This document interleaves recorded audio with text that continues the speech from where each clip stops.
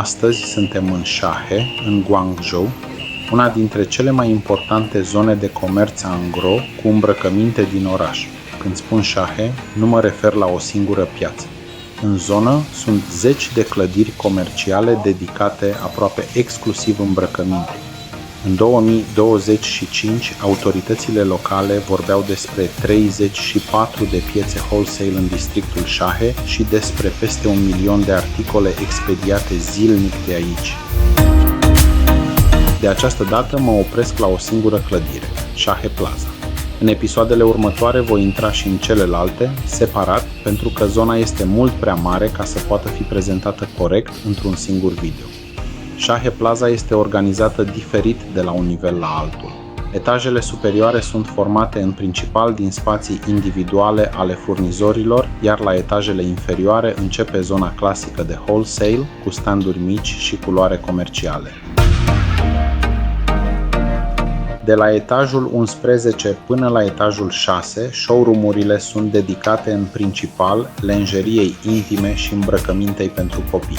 Am întrebat politicos dacă mi se permite să filmez în interior, iar după 3 refuzuri consecutive am renunțat să mai întreb. Probabil că unul dintre avantajele unui spațiu individual la etajele superioare este discreția pe care o ai în timpul discuțiilor și negocierilor, sau poate că nu.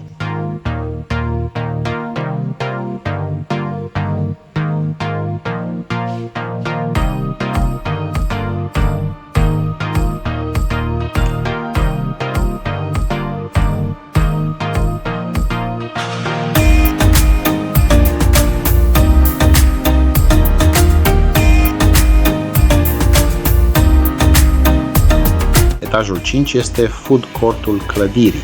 Dacă petreci câteva ore aici pentru sourcing, este util să știi că nu trebuie să ieși din clădire atunci când vrei să iei o pauză. Tot la etajul 5, vis-a-vis de food court, sunt câteva spații comerciale ocupate de furnizori de tricotaje pentru femei, pulovere, cardigane și topuri tricotate.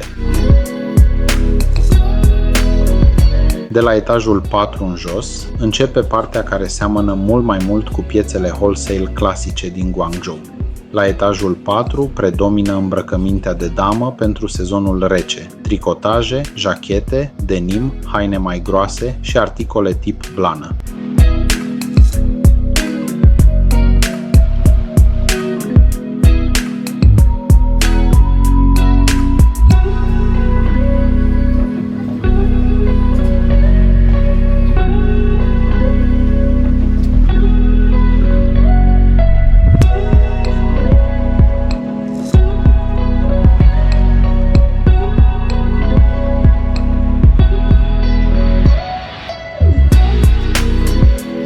Spațiile comerciale sunt mici, iar marfa este expusă folosind aproape fiecare suprafață disponibilă.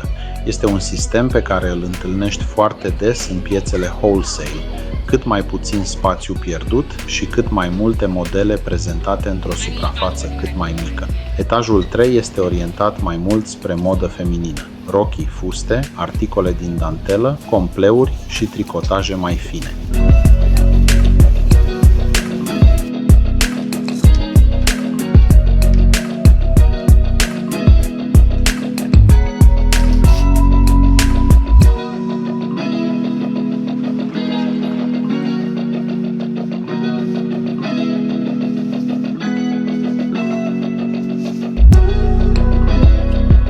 La etajul 2 găsim în principal smart casual și ținute coordonate pentru femei, sacouri, jachete ușoare, compleuri, bluze și rochii.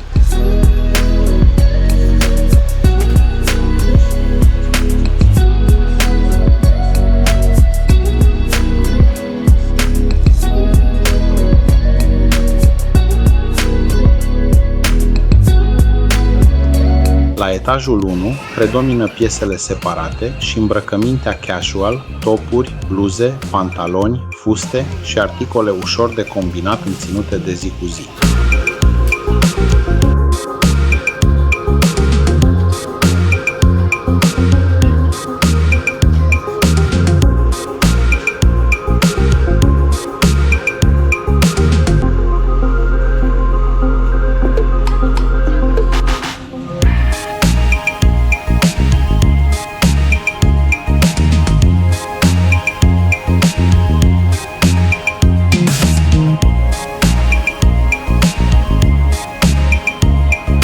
dar Shahe Plaza nu trebuie privită separat de zona din jur.